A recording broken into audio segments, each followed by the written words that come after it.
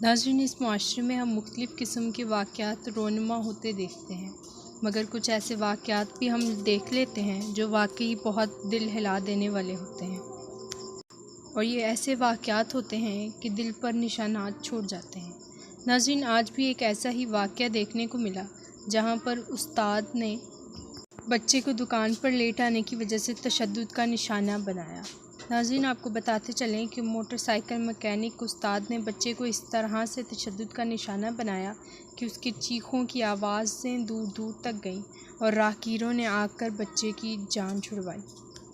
آپ کو بتاتے چلیں کہ جیسے ہی یہ ویڈیو سوشل میڈیا پر وائرل ہوئی تو مقامی پولیس نے فوری طور پر ایکشن لیتے ہوئے موٹر سائیکل مکینک کو اپنی حراست میں لیا۔ اس وقت موٹر سائیکل مکینک پولیس حراست میں ہے۔ اس نے وہاں پر کیا کہا، آئیے آپ بھی ویڈیو سنیے۔ میں ہاتھ جوڑ کے معافی مانگنا، بچوں کو بھی معافی مانگنا جہاں میں رکھا سی، ٹھیک ہے، آئندہ وہ ماں پیو کو بھی معافی مانگنا وا، لہٰذا میں جو تشدد کیا میں وہ بھی معافی مانگنا، ٹھیک ہے، لیکن آئندہ میں کوشش کراں گا پوری انشاءاللہ کہ میں بچے کسی نے نہ اپنی شاپ سے رکھا، ٹھیک ہے۔ اللہ